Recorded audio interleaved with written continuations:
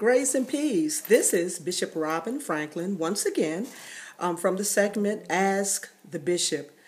I want to jump right into the subject matter today, and which shall be the minister and full-time ministry.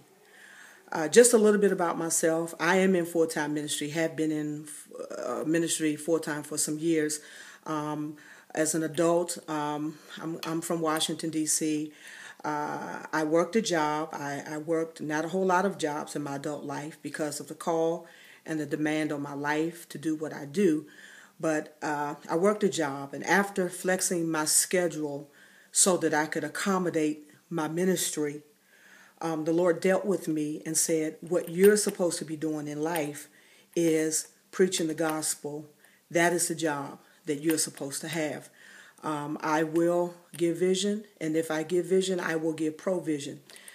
Now, when I came off my good paying job, that I was able to pay all my bills comfortably, I started doing ministry and through gifts, through honorariums, through whatever financial offerings that were given to me because I went to preach. I was able to pay my bills. I wasn't sitting in my apartment with my lights off or whatever the case. This is my point.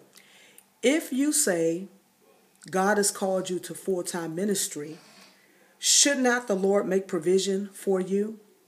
I think my concern is, people of God, are for the ones who say God has called them to ministry. Number one, there is no demand on their life to do so.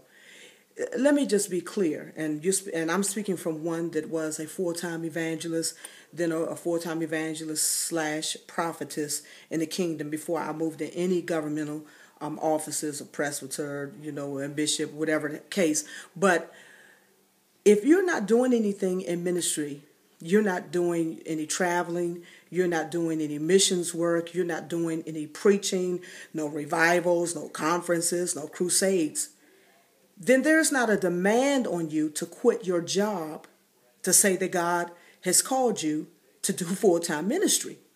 Now, some of you may disagree with this, but if God is giving you vision, he's going to give you provision. And the fact of the matter is, if he's called you to do what you're doing, you would be a disgrace to the kingdom if you're preaching the gospel and you're sitting at home and your lights are off. That's my first point. The second point I have is, if you are the head of a household, a woman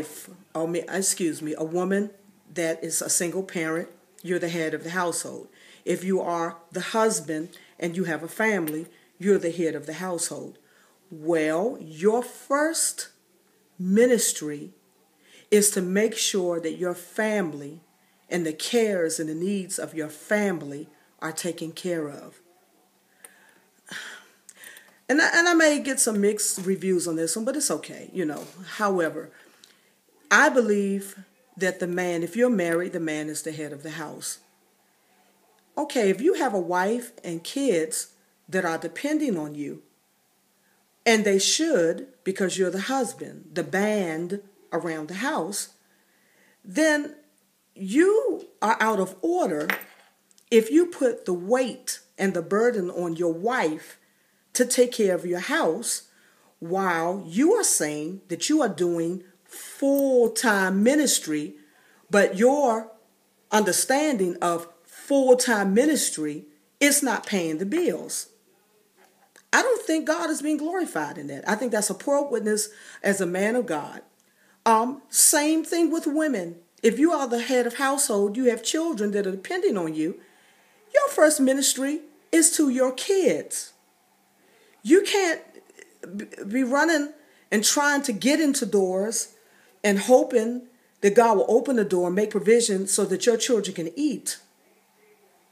People of God, that's out of order. And I was in dialogue, with someone today, so I thought it would be a good topic. What are your thoughts about this?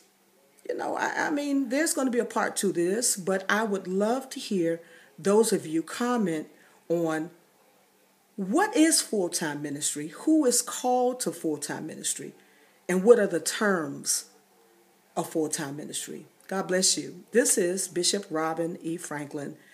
I pray that the Lord will bless you.